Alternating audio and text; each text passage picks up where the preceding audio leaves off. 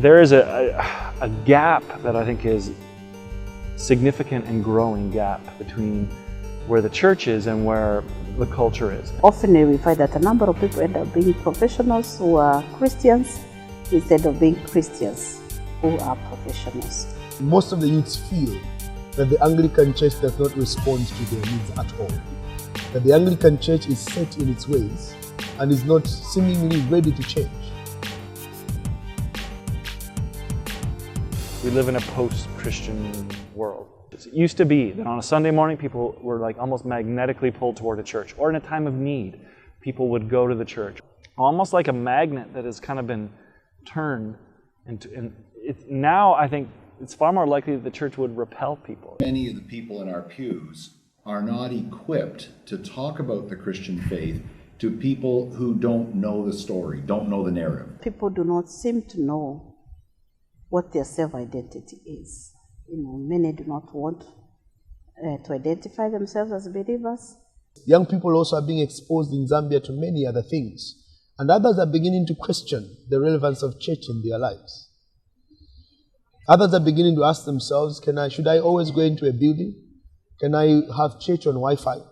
Many youth feel the church does not respond to their needs, and so when they go out there, they find other agencies that seem to warm up to who they are. And so they simply live and find their identity there. For us here, church is so small. Everybody look at church, it's like look at progressive things. They want to come in.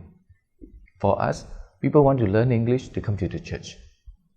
They send the children to Sunday school. So in a sense, attraction is already there. So we just need to work on it. The church must be relevant to the people.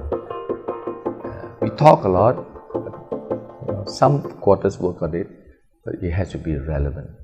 In our context, where I come from, in Africa and in Kenya specifically, people do desire to come to church. If it's a youth Sunday, the youth will do leading of worship in all the services. They also preach. So they are taught to be leaders. They are taught to be ministers. They are also given the space to actually be leaders, the space to actually speak to the rest of the family.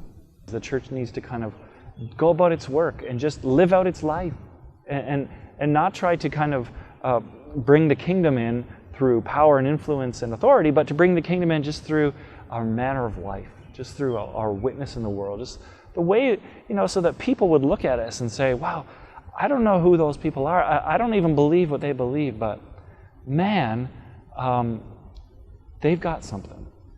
So Christian living is the thing that inspires me most of all, the idea of living in the way that Christ wants me to live. We are not called to be members, we are not called to some kind of clubhouse, but that we are called to be disciples, followers of Jesus on the way, on the move. Low church evangelical, or if they're interested in social justice, or you could take discipleship and apply that in any of those contexts, and it will give it some focus. The product of Christianity must be disciple.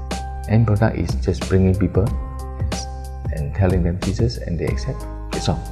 And that's why our church today is weak in this area, because we only can emphasize you only eat meat all the time, and you forgot to eat vegetable to make sure you have a balanced diet.